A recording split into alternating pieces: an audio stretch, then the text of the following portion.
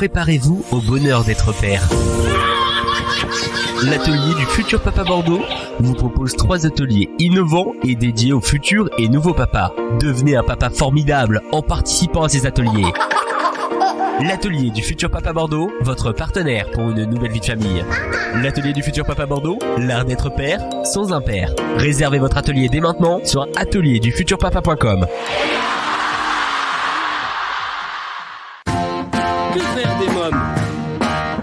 Que faire des mômes? Que faire des mômes? Que faire des mômes? Que faire des mômes? Que faire des mômes? Que faire des mômes? Eric Couder. Bonjour à tous, bienvenue, c'est Eric Couder, des invités, des actualités, des sorties pour la famille. C'est absolument tout ce que vous pouvez retrouver chaque semaine à la radio et en podcast en écoutant votre émission Que faire des mômes. Dimanche dernier, j'en suis sûr que vous avez trouvé les petits lapins et les œufs en chocolat, bande de gourmands. Et aujourd'hui, vous allez découvrir votre émission préférée, Que faire des mômes. Et c'est pas une cloche de Pâques qui vous l'apporte ce matin, c'est moi, Eric. Alors j'espère que vous apprécierez le programme du jour. C'est à savourer sans modération. Il est bon pour la ligne car ne contient aucun sucre ajouté. Au fait, savez-vous que la tradition de s'offrir des œufs au printemps remonte à l'Antiquité ? Les Perses et les Égyptiens s'offraient des œufs de poule décorés en signe de renouveau. Ce cadeau devait leur porter bonheur. Et moi, en 2021, je vous offre le programme du jour. C'est parti!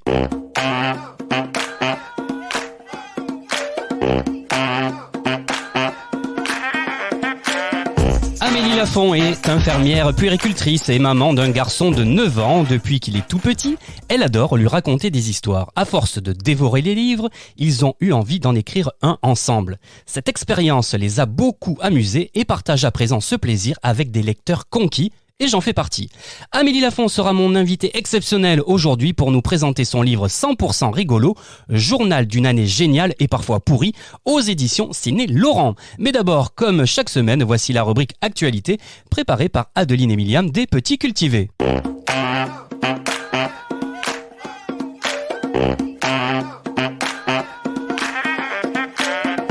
La maison la plus étroite de Londres est à vendre. Cette drôle de maison ne fait que 1,70 m de large sur 5 étages. Elle est coincée entre un salon de coiffure et un médecin généraliste. Elle était à l'origine un magasin victorien de chapeaux avec des entrepôts pour stocker les marchandises et des logements aux étages supérieurs. Construite fin 19e, début 20e, cette demeure constitue une part unique de l'histoire de Londres. Cette propriété si atypique, dont la façade constitue une petite bande bleue dans la rue, a été mise en vente pour environ 1,1 million d'euros. En espérant qu'elle trouve vite de nouveaux propriétaires qui sauront prendre soin d'elle pour qu'elle puisse traverser les époques et témoigner de la richesse de cette merveilleuse ville qu'est Londres. Report de l'ouverture des jardins de Vaux-le-Vicomte et annulation de l'événement Vaux-le-Vicomte Fête Pâques. Conformément aux directives gouvernementales de lutte contre la propagation du virus Covid-19, le château et les jardins de Vaux-le-Vicomte restent fermés aux visiteurs jusqu'à nouvel ordre. L'événement Vaux-le-Vicomte célèbre Pâques, initialement prévu les 3, 4 et 5 avril, sont malheureusement annulés. Les équipes du domaine espèrent cependant retrouver très vite les familles lors des prochaines vacances scolaires de fin avril pour le jeu de piste des œufs dorés dans les jardins. Inspiré de la célèbre fable La poule aux œufs d'or de Jean de La Fontaine, dont le château célèbre le 400e anniversaire de la naissance en 2021. C'était votre rubrique Actualité préparée par Adeline et Myriam. Vous pouvez retrouver l'actualité des Petits Cultivés sur www.lespetitscultivés.com ou sur Instagram, des idées de lecture et de sorties culturelles pour se cultiver tout en s'amusant. Vous écoutez Que faire des mômes, il est l'heure à présent de retrouver mon invité. Aujourd'hui, j'ai le plaisir de recevoir Amélie Lafont.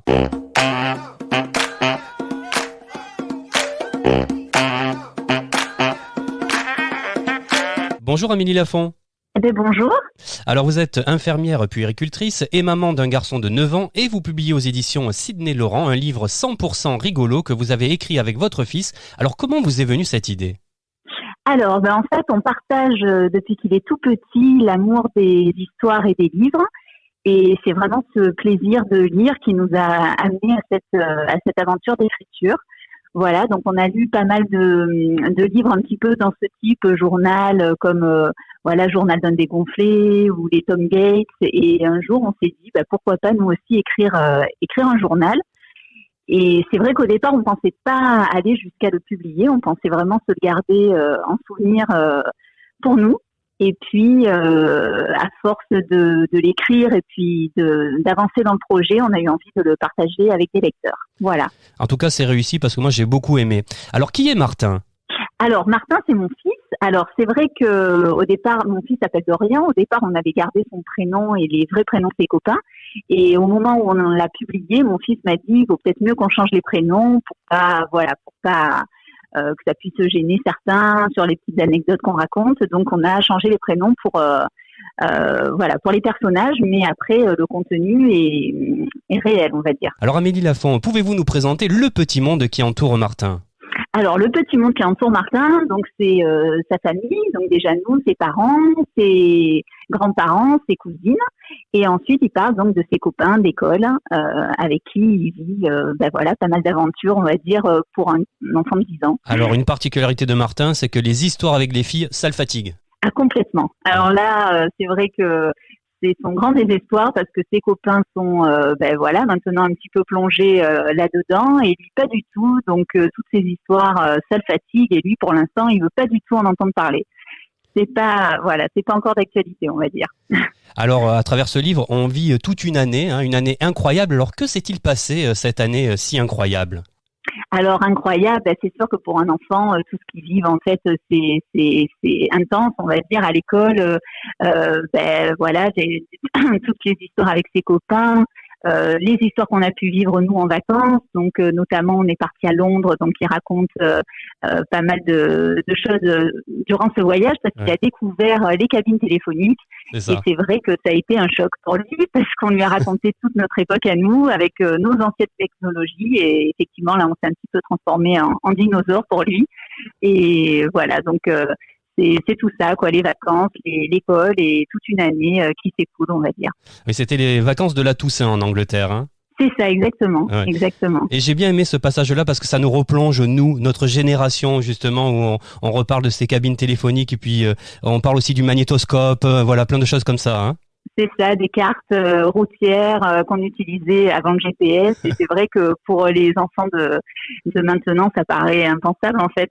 Alors il y a un petit message aussi, quelques petits messages, mais qui sont dissimulés comme parlez-nous du moment pas cool comme la photo de Martin envoyée sur les portables des mamans et de ses potes. Ça c'est un petit message, on est d'accord, hein ? Oui, c'est vrai. Alors, c'est vrai que donc la grande frustration, on va dire, c'est de pas avoir encore de portable. Et comme nous, forcément, avec les mamans, on échange parfois. Donc, ils se servent parfois de nos portables pour un petit peu échanger entre eux. Et donc, il y a une anecdote où il imagine, puisque pour le coup, on va pas tout dire, mais enfin voilà, le fait qu'une photo de lui petit sur le pot voyage comme ça à travers les portables des mamans de ses copains et donc il va vivre cette angoisse de voir sa vie sociale s'arrêter avec cette photo. Voilà, donc c'est effectivement aussi un message sur le fait des dangers aussi de faire attention à ce genre de diffusion et de photos. Et c'est vrai que ça va très vite maintenant avec les portables, les réseaux, on est vite dépassé, on va dire. Oui, on voit beaucoup de parents. On le comprend aussi parce que quand on a des enfants, on a envie de partager aussi le bonheur. Et des fois, c'est vrai qu'on peut poster des photos qui peuvent heurter certaines personnes également et puis faire du tort aux enfants. C'est vrai. Il faut trouver aussi le juste milieu, faire attention de pas aller trop loin aussi pour eux les préserver. Et voilà, ça reste. Il faut que effectivement, ça reste aussi dans un groupe restreint d'amis ou dans une intimité, on va dire. Voilà. Oui. Alors Martin aime bien ses cousines Chloé et Inès et un soir, ils font un concours pour élire les blagues les plus drôles. Alors il y en a une qui m'a particulièrement amusé, alors je vais la lire pour nos auditeurs. Je veux pas tout dévoiler, mais celle-là, il faut que je la lise, elle est géniale. Ah oui. Alors, un agent de police qui arrête une automobiliste. Soyez gentil, monsieur l'agent, je suis institutrice, je vais être en retard. Vous plaisantez ? J'attends ce jour depuis que je suis petit.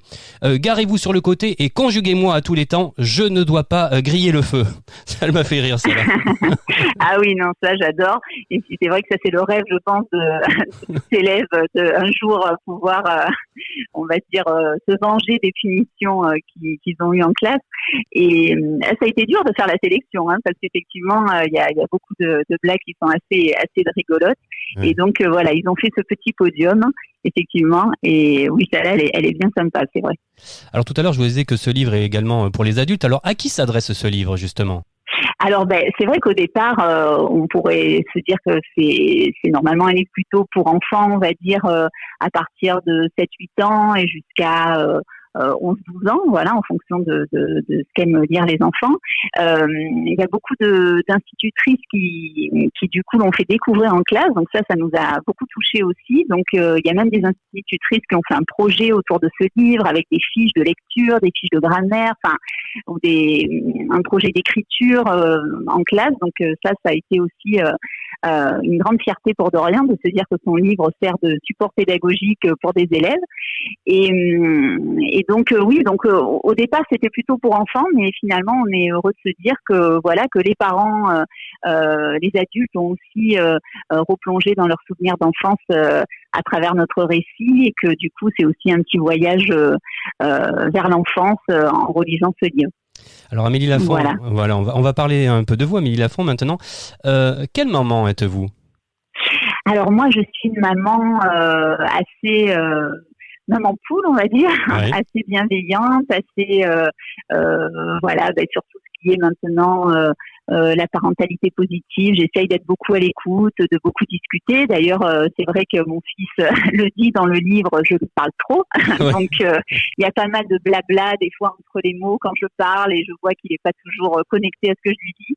Mais voilà, en tout cas avec mon mari, on essaye d'être des parents joueurs, on adore jouer avec lui. Ça, c'est notre côté, notre âme d'enfant qui est restée en nous, et j'espère qu'on la gardera pour longtemps, parce que je trouve que élever un enfant, c'est aussi pouvoir grandir avec lui, parce qu'on devient parent, et puis on apprend tous les jours en fait. On fait de notre mieux, on fait comme on peut, parce que c'est pas facile. Il y a pas que des bons moments, il y a aussi des doutes, il y a aussi des difficultés à passer, mais en tout cas, on essaye de le faire avec amour et avec bienveillance. Vous aimez lui raconter des histoires aussi, hein ?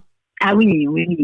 Oui, c'est vrai que la lecture et les découvertes littéraires, ça a été vraiment pour nous, et ça l'est encore. Hein. Bon, alors maintenant, il lit aussi tout seul, parce que c'est important qu'il puisse lire seul, mais on a toujours ce moment où on lit des choses ensemble, et c'est vrai que chaque fois, ça peut être de tout genre, fantastique, ou plutôt des petits romans comme ça, et ça permet de discuter, ça permet d'échanger plein de choses en fait. Et c'est vrai que la lecture, ça a été beaucoup, ça nous a beaucoup apporté.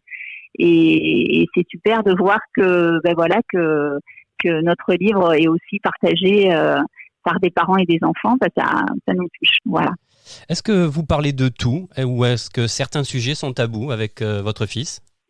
Alors, je dois dire qu'il y a des sujets, d'actualité, ou des sujets encore difficiles pour son âge que j'aborde pas encore. Par exemple, c'est vrai qu'on n'a pas encore abordé des thèmes comme des violences sexuelles. J'avoue que à chaque âge, il faut trouver les mots, et puis il faut trouver, est-ce que l'enfant est prêt, est-ce qu'il est déjà en attente de réponse. Moi, je me fie beaucoup à ce qu'il me demande en fait. J'essaye d'abord de voir ce qu'il en pense lui, où est-ce qu'il en est en fait, qu'est-ce qu'il a compris déjà. Et puis je trouve que dans la société où on est, il y a déjà beaucoup de choses à leur expliquer. On lui a déjà parlé du terrorisme, donc ça fait beaucoup de sujets difficiles pour eux, et donc certains qui pour l'instant ne sont pas encore venus, je les ai pas encore abordés déjà de moi-même. Après, quand lui est en demande, évidemment on répond à ses questions, et en fonction de sa maturité, on va adapter en fait, hein. Mais j'avoue qu'on a envie de les préserver un petit peu tout en les protégeant, donc il faut quand même qu'ils soient bien sûr au courant des dangers, mais en même temps il y a des choses pour lesquelles on n'ose pas aller trop loin dans les explications, parce qu'on a peur que ça puisse être compliqué. à intégrer pour leur âge en fait. Alors Amélie Lafont, comment vous avez travaillé, comment vous avez écrit ensemble ce livre ? Alors, en fait, on a vraiment écrit avec un papier et un crayon. Donc, on était vraiment calés tous les deux, soit dans le lit, soit sur le canapé, soit dehors, dans un hamac. Et vraiment, ça s'est fait, au crayon et au papier. Et après, on a construit les chapitres parce que parfois, il nous venait des idées qu'on écrivait comme ça. Et puis, c'était pas toujours construit, on va dire. Et au fur et à mesure, après, j'ai retapé en fait tout ce qu'on avait écrit en papier. Puis de temps en temps, on laissait un peu poser les choses. Et puis on s'y remettait, on relisait. Alors ce qui était rigolo, c'est que vraiment, il était très critique par rapport à ce qu'on avait écrit. Donc parfois, il me disait non, ça c'est pas assez drôle, on va l'enlever. Ça c'est bien, on va le garder. Voilà, c'était. Donc il y a eu des fois des idées qu'on a écrites et finalement on a supprimé parce qu'on s'est dit bon ben voilà, c'est peut-être pas assez rigolo. Et donc c'était vraiment par période en fait. Des moments où on avait plus de temps, on allait plus s'y mettre, et puis des moments où on était moins disponible, on laissait un peu reposer les choses et on s'y remettait plus tard. Est-ce qu'en écrivant ce livre, vous avez découvert certaines choses sur votre fils ? Oui, c'est vrai, parce que bon, on parle beaucoup, mais forcément d'écrire, il me racontait plus de choses sur ce qui se passe à l'école, avec ses copains, avec les histoires de filles justement, puisque comme ça l'intéresse pas, d'habitude il m'en parlait pas, mais là pour le livre on a un peu développé ce sujet. Oui, on a pu découvrir des anecdotes qui m'avaient pas forcément révélées sans le livre. Est-ce que ça vous a rapproché ? Ah oui, alors on était déjà très proches, je dois dire, mais bon, oui, ça nous a, en tout cas, ça a été une fierté d'être allé au bout parce que c'est très très difficile. En fait, quand vraiment on s'est dit qu'on avait envie de publier, on a commencé à envoyer notre manuscrit à des maisons d'édition et forcément ils en reçoivent des tonnes. Et en tant qu'auteur inconnu, ça paraît impossible. Donc au début, quand j'avais des refus ou quand j'avais juste on a trop de demandes, on pourra pas faire suivre parce que des fois, je pense qu'ils n'ont même pas lu, ils n'ont même pas le temps. Oui. Je me suis dit mince, on va pas pouvoir aller au bout.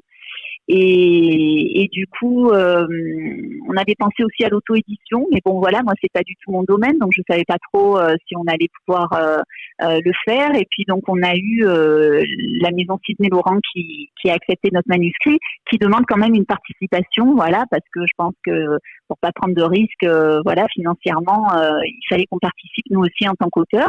Donc on a quand même hésité au départ en se disant bon, est-ce qu'on y va? Et puis voilà, on s'est dit allez. On veut y croire et du coup on regrette pas grâce au retour qu'on a. C'est chouette d'avoir pu d'être allé au bout du projet. En tout cas, en tant que lecteur, on ne regrette pas. Ça, je le dis pour nos auditeurs, c'est un livre à lire. Est-ce que vous pensez écrire justement, vous pensez écrire un autre livre ensemble ? Eh ben alors, on nous demande d'écrire la suite, en fait. On a pas mal de gens qui nous demandent d'écrire les péripéties du collège. Donc, voilà, on se dit, pourquoi pas continuer notre histoire et faire une suite pour voir un petit peu ce qui se passe par la suite pour Martin. Est-ce qu'il va finir par tomber amoureux un jour? La grande question, voilà. Mais oui, tout à fait. C'est vrai que là, pour l'instant, on est encore un peu dans dans la promotion de celui-là pour essayer de le faire connaître et voilà, qu'il puisse être découvert par des familles. Mais pourquoi pas par la suite? Oui, on avait commencé. D'ailleurs, on a un petit dossier où on commence à noter des petites choses pour la suite, pour un futur livre. Voilà. On va suivre ça de près en tout cas. Journal d'une année géniale et parfois pourrie de Amélie et Dorian Lafont, publié aux éditions Sidney Laurent. Un livre frais, drôle que je conseille vraiment. Merci Amélie Lafont. Merci Eric, c'était très très agréable et merci beaucoup pour tous ces beaux compliments sur notre livre, ça me touche beaucoup. C'est moi qui vous remercie. On continue avec les livres, la littérature, puisqu'il est l'heure dans Que faire des mômes de vous présenter ma sélection livres de la semaine.